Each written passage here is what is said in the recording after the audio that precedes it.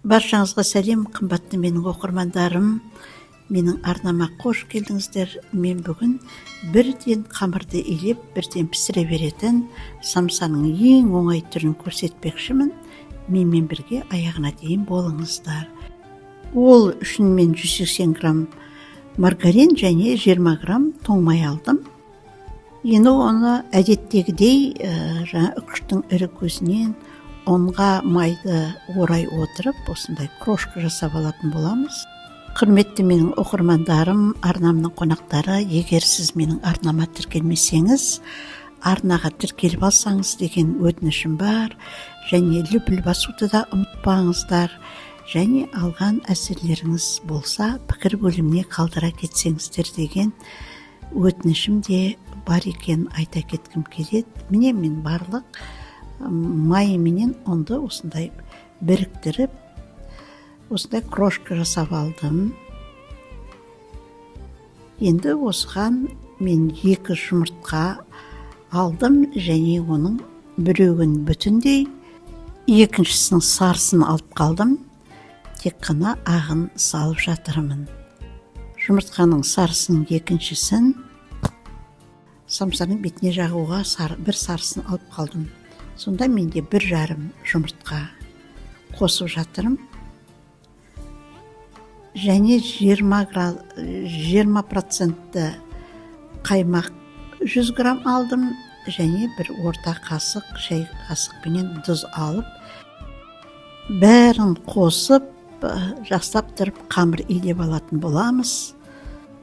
Бұл қамырды илеп алғаннан кейін бір азғантай ғана бөлме температурасына да қоюға болады. Не болмаса, тоңазытқышқа да салып қоюға болады. Өз ішіне салатын фаршын бәрін дайындап болғанға дейін ғана қоя тұрам. Содан кейін әрі қарай самсамызды жасай беруімізге болады. 500 грамм ұн, 200 грамм май, 2 жұмыртқа, 1,5 жұмыртқа, 100 грамм қаймақпенен осындай керемет үгітілмелі самса қамыры шығады. Самса деген өте бір керемет тамақ. Үнемі осындай қамырыңыз әзір тұрса да, полуфабрикат қылып жасап қойсаңыз да, қалай болғанда да өте тиімді, қолжетімді, сондай пайдалы зат болып шыға келеді. Міне осындай қамыр, эластичный қамыр шықты. Оны енді мен салафанға салып, тоңазытқышқа қоя тұрам. Енді мен ішіне фаршқа 2 үлкен пияз, 1 үлкен картоп алдым. Оны өте уақыттап турап алдым. Және менде бір 300 граммдай ғана фарш бар екен. Сол фаршты қосып жіберетін боламын. Және менің фаршым тұздалған, бұрышталған, солай салып тастаған фарш менде, сондықтан мен тұзда, бұрышта ештеңе қосып жатқан жоқпын. Бір жола фаршты дайындағанда қосып тастаған болатынмын. Міне біздің фаршымыз да дайын. Енді қамырымызды алып, бірден жұмысқа кірісе береміз. Бұл әдіс өте асыққанда тиімді, пайдалы әдіс болып есептеледі. Енді мен қамырымды 2-ге бөліп тастадым, жұмысқа жеңіл болу үшін. Және бұл қамырларымның бәрін мен осылай жіңішке қылып, біркелкі қылып жасап алдым да, одан кейін оларды бірнеше бөлікке бөлдім.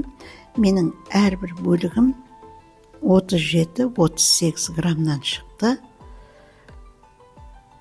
Осындай қылып мен барлық жаңағы қамырымды бөліп алдым. Мен қамырдың бір бөлігінен ғана қазіргі шайға пісіріп тастайын деп жатырмын. Енді олардың бәрін домалақтап қоямыз.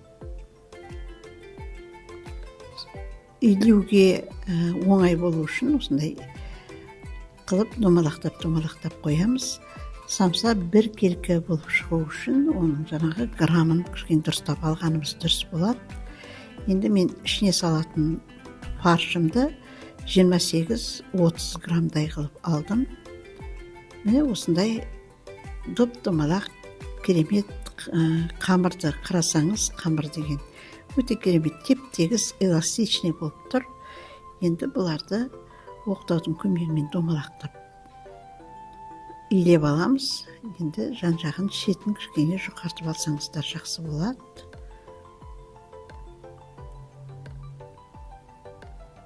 Енді ішіне жаңа фаршымызды саламыз. Енді бұл қамырдан әртүрлі алып, үш бұрышта қылып, басқалай да қылып жасай беруге болады. Енді мен бүгін өрейін деп жатырмын. Ол үшін жаңағы жапсырған жерімізді қолыңыздың көмегіменен жұқалап етіп алсаңыз, өрген жердегі өрнегіңіз өте әдемі шығады.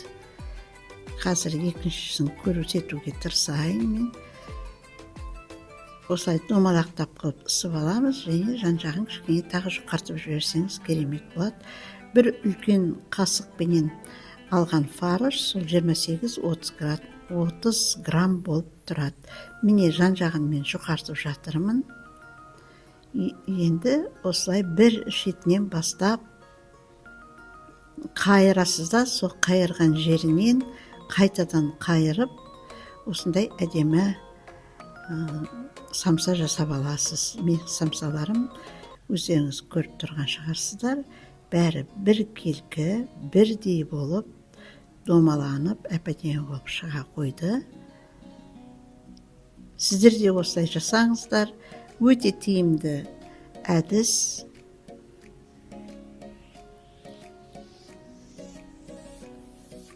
Енді мен оның үстіне жұмыртқаның сарысына кішкене су құйдым да, майлап алдым. Оның үстіне күнжіт жемешкілерін сеуіп қойып жатырмын. Менің жаңағы духовкам 180 градусқа асты үстімен қосулы тұр. Сол қызған пешке апарып салып алам. 30 минуттай уақытта менің газым пісіріп шығады. Міне осындай әп-әдемі самса шықты. Әлі ыссы, мен әрең дегенде ашып жатырмын. Осындай самса шықты. Егер видео ұнаса, лайк басыңыздар, пікір қалдырыңыздар, менің арнамнан алыстамаңыздар. Келесі кездескенше күн нұрлы болсын. Мен күнбе-күн жаңа рецепттермен бөлісіп тұруға тырысам әрине. Сау болыңыздар.